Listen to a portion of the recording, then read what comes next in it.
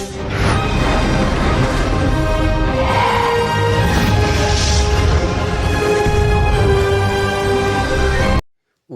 அருவாய் உளதாய் இலதாய் மறுவாய் மலராய் மணியாய் ஒளியாய் கருவாய் உயிராய் கதியாய் விதியாய் குருவாய் வருவாய் அருள்வாய் குகனே. ஆஸ்ட்ரோ பாலமுருகன் யூடியூப் சேனல் நேயர்களுக்கு இனிய வணக்கங்கள். அரசியலில் தலைவராகும் யோகம் உங்கள் ஜாதகத்தில் இருக்கிறதா என்று இந்த பதிவில் பார்க்க இருக்கிறோம்.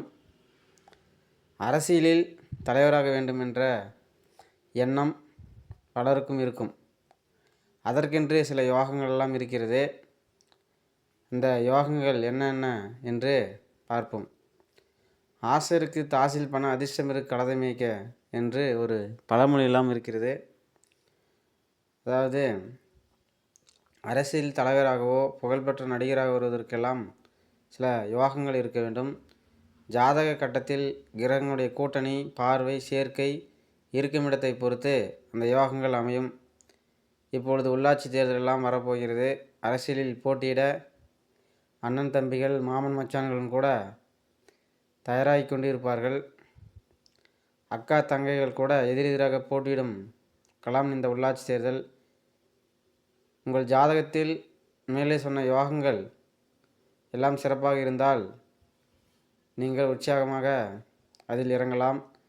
ஒருவருடைய ஜாதகத்தில் ராஜகிரகங்கள் என்று சொல்லக்கூடிய சூரியன், புதன், செவ்வாய், சனி, குரு, சுக்கிரன், ராகு பலமாக இருக்க வேண்டும். சூரியனும் செவ்வாயும் பலம் பெற்று லக்னத்துக்கு 6, 7, 9ஆம் இடத்து அதிபதிகள் ஆட்சி பெற்றிருந்தால் தன்னுடைய சிறிய வயதிலேயே அரசியலில் பெரும்புகழ் பெற்று அரியணையில் அமர்வார்கள். நாடாள வேண்டும் என்ற ஆசை இருந்தால் மட்டும் போதாது, அதற்கான யோகம் ஜாதகத்தில் இருக்க வேண்டும். ராஜகிரகங்கள் நமக்கு சாதகமாக இருந்தால்தான் சாதகமான நேரத்தில் ராஜயோகம் தேடி வரும். கஜகேசரி யோகம், தர்ம கர்மாதிபதி யோகம், ஸ்ரீநாத் யோகம், விபரீத ராஜயோகம், சசயோகம், விஷ்ணு யோகம், நீசபங்க ராஜயோகம் ஆகிய யோகங்களில் சில யோகங்கள் இருந்தால் அந்த ஜாதகக்காரர் கண்டிப்பாக அரசியலில் சிறப்பான நிலையை அடைவார்கள். குரு தரும் ராஜயோகம்.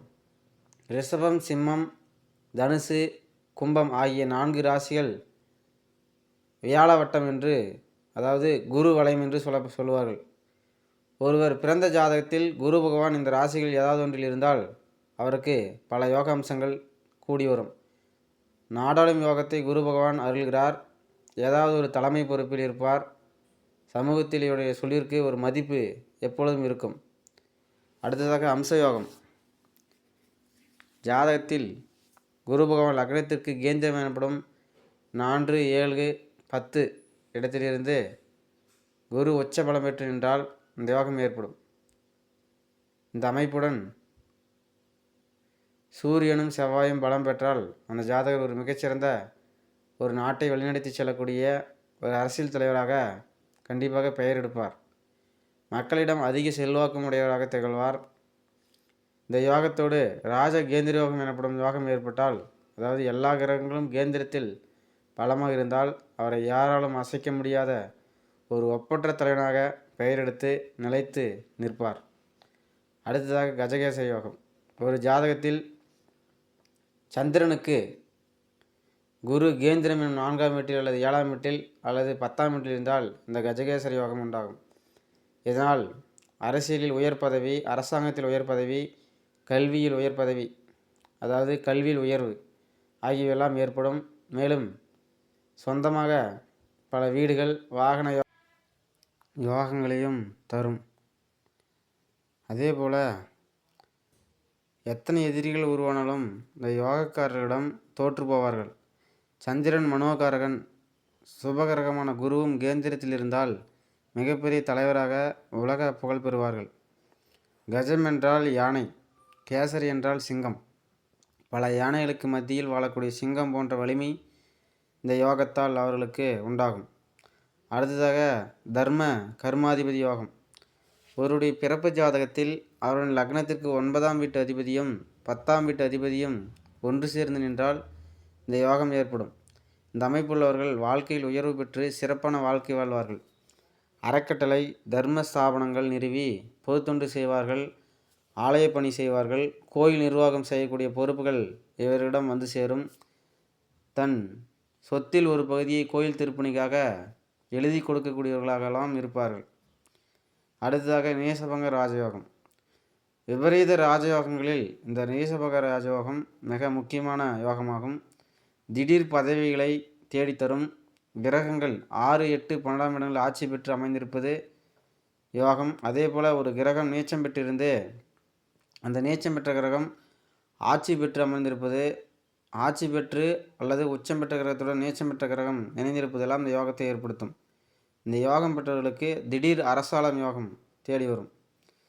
அதேபோல் ஒரு ஜாதகத்தில் லக்னத்துக்கு 2, 9, 11ஆம் வீட்டு அதிபதிகள் அவர்களது சொந்த வீட்டிலேயே ஆட்சியாக அமர்ந்திருப்பது மால் யோகம் என்று சொல்லப்படுகிற விஷ்ணு யோகத்தை ஏற்படுத்தும். இந்த விஷ்ணு யோகம் அந்த ஜாதகருக்கு புகழ், கௌரவம், வீரம் ஆகியவற்றையெல்லாம் கொடுத்து அவனை அரசனுக்கு நிகராக அந்தஸ்தில் வாழ வைக்கும்.